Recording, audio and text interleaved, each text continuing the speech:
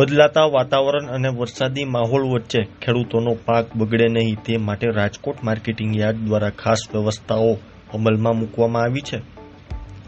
સરકારની સૂચન મુજબ ઓનલાઈન રજીસ્ટ્રેશન અને ટોકન સિસ્ટમ શરૂ કરવામાં આવી છે, જેથી ખેડૂતોને નિયંત્રિત રીતે માલ લાવવા સૂચન આપવામાં આવે છે।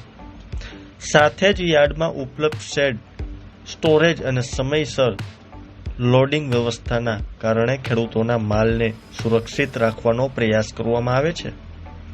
યાર્ડમાં પેકેજિંગ અને મધ્યમ સમગ્ર માટે આશરે 10,000 સ્ક્વેર ફૂટના શેડની સુવિધા ઊભી કરવામાં આવી છે।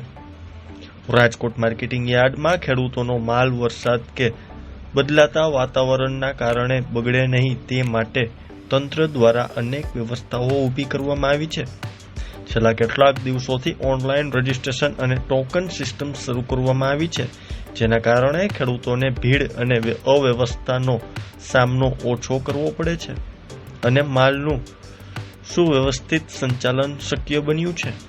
રાજકોટ માર્કેટિંગ યાર્ડમાં ખેડૂતોના માલમાં સુરક્ષિત સંગ્રહ માટે વિશેષ શેડ વ્યવસ્થા ઉપલબ્ધ છે।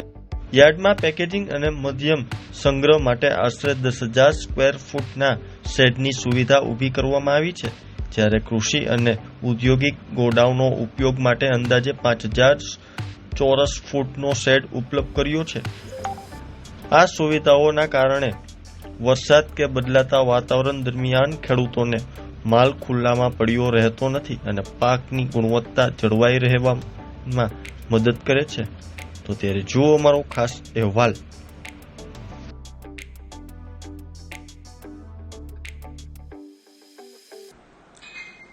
હવામાન ખાતા અને સરકાર દ્વારા જે આગાહી કરવામાં આવી છે અને સરકારશ્રીના સૂચના મુજબ કે કોઈ ખેડૂતોનો માલ પલળે નહીં એની કાળજી રાખવા માટે અમને જે સૂચના આપી છે એના ભાગરૂપે અમે છેલ્લા 4-5 દિવસ પહેલાંથી ઓનલાઈન રજીસ્ટ્રેશન કરાવી અને ટોકન સિસ્ટમ ગોઠવેલ છે। તેમાં ઘઉં અને ચણા ટોકન દ્વારા મંગાવવામાં આવે છે। બાકીની જે જણસીઓ કપાસ, મગફળી, જીરું, ધાણા, સોયાબીન અને સિંગફાળા અને અન્ય જણસીઓ રોજે રોજ મેસેજ દ્વારા જાણ કરી અને મંગાવવામાં આવે છે।